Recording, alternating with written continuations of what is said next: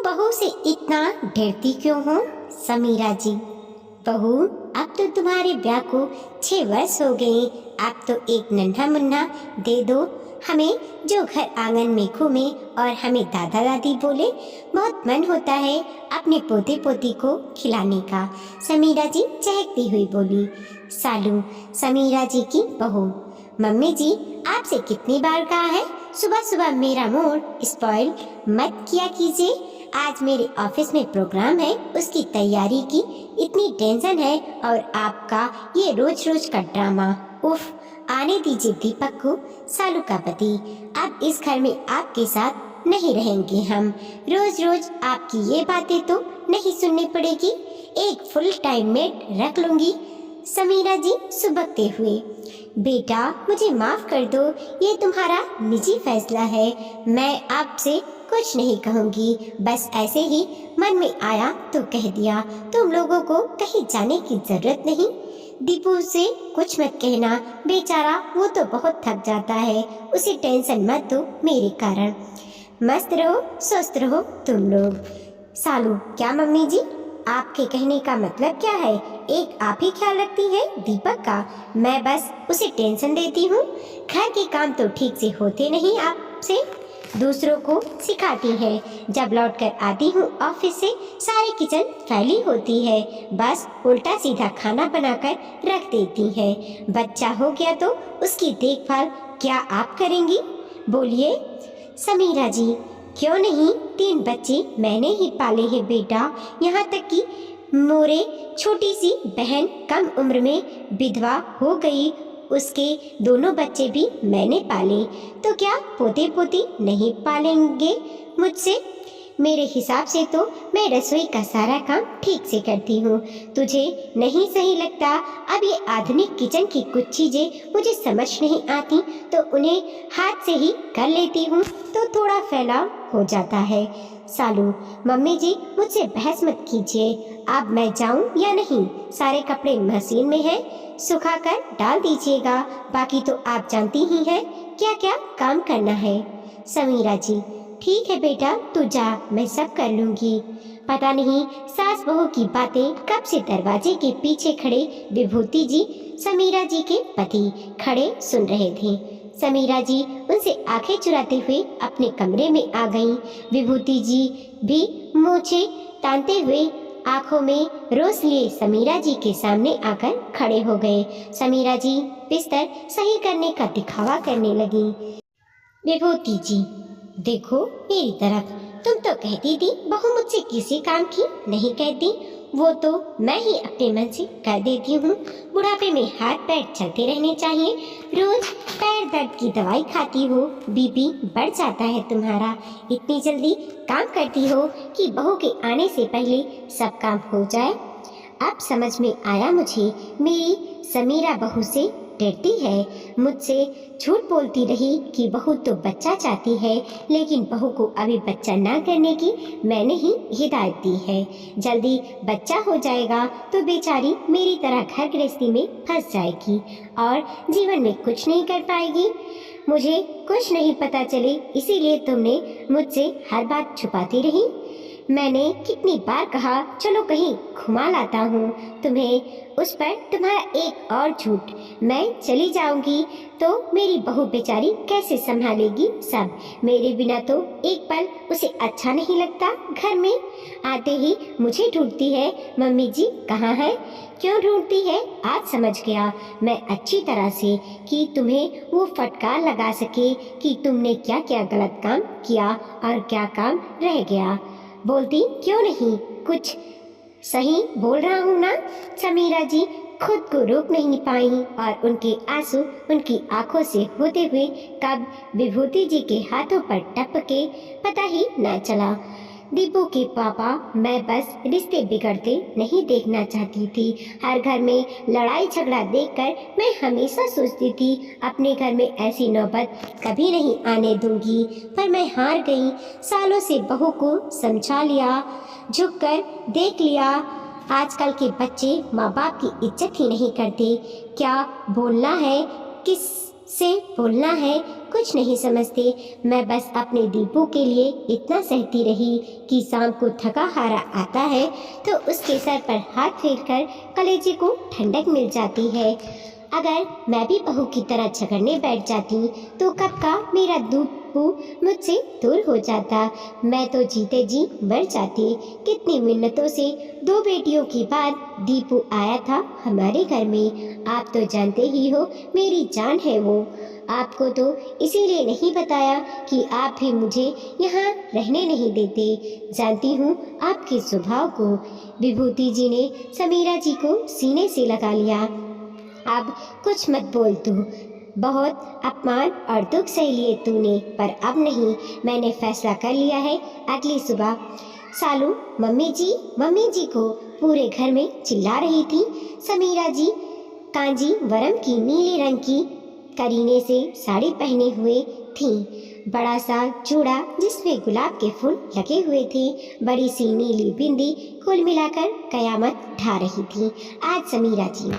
सालू mummy जी, इस उम्र में आपको क्या हो गया है? इतना सज सज के कहाँ जा रही हैं? ना ही कोई घर का काम किया। मैं लेट हो रही हूँ ऑफिस के लिए। जल्दी से नाश्ता बना दीजिए। नाश्ता खाना घर के सारे काम आज से तुम करो या नौकरानी पर करवाओ, मुझसे मतलब नहीं। पर समीरा आज से कोई काम नहीं करेगी। पीछे से विभूति जी दहाड़ती हुई आवाज में बोले। सालू छिप गई। और हाँ, मैं और समीरा 1 महीने के टूर पर जा रहे हैं। आने के बाद खबरदार समीरा पर ऑर्डर चलाया तो, उसका अपमान किया तो, नहीं तो अपने लिए नए घर का इंतजाम कर लेना। ये घर भले ही तुम लोगों से पूछकर आज की सुविधा के अनुसार बनवाया गया है, पर इस पर नाम मेरा और समीरा का ही रहेगा। पीछे से दीपक भी चहकता हुआ आया और विभूति जी और समीरा जी के पैर छुए। माफ़ी मांगी। माँ पापा माफ़ कर दो, मुझे नहीं पता इस घर में क्या चल रहा है। मैंने कभी ध्यान ही नहीं दिया। आप मम्मी को घुमा लाइए और हाँ, उनकी फेवरेट जगह केरला ज़रूर ले जाइएगा उन्हें। समीरा जी ने अपने दीपू को गले लगा लिया। सालू भी आज किसी से आंखें नहीं मिला पा रही थी। केरला की हंसी वादियों में विभूति जी और समीरा जी एक दूसरे के हाथों में हाथ डाले ये गाना गुनगुना रहे थे। हमें और जीने की चाहत ना होती अगर तुम ना होते। मैं बहू से माफ़ी मांग लूँगी। देख रहे हो अपनी बहू को? इस घर में आए हुए 7 साल होने को आए हैं। उसे मजाल है कभी समय से उठी हो। सूरज सर पर आ जाता है। सुबह की चाय भी मैं ही बना के पिलाती हूँ तुम्हें। तुम जब दफ्तर जाते थे देखते थे 4 बजे ही उठ जाती थी मैं। बच्चे स्कूल जाते थे तो समय से पहले ही उनका खाना डिब्बा तैयार कर देती थी। ये महारानी तो अपने पति मेरे पुत्र को भी बिना खाना दिए ही भेज देती है। वो भी चोरों का गुलाम है। मजाल है कभी डांटा हो उसने अपने पत्नी को। तुम होते तो मेरी खाल उतार देते। हाँ नहीं तो आजकल की बहुएं सर चढ़ गई हैं। कोई देसी पकवान नहीं बनाती, पूरे दिन फोन से चिपकी रहती है। आज तक मेरे पाँव ना दबाए इसने, चाहे इसके सामने कितने भी पैर पकड़े रोती रहूं मैं।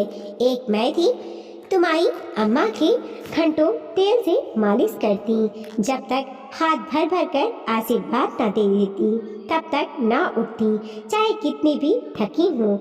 तुम भी तो जब नौकरी से महीनों बाद आते तो मेरे पास न आकर अम्मा बाबूजी के पास ही बैठ जाते, उनकी खैर खबर लेते। दूसरी तरफ तुम्हारा लाल अपनी जोरू के पास ही जाता है आते ही।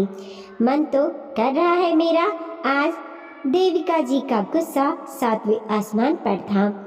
भाग्यवान अब चुप भी करो, अगर बहू ने सुन लिया ना तो तुम्हारी खैर नहीं।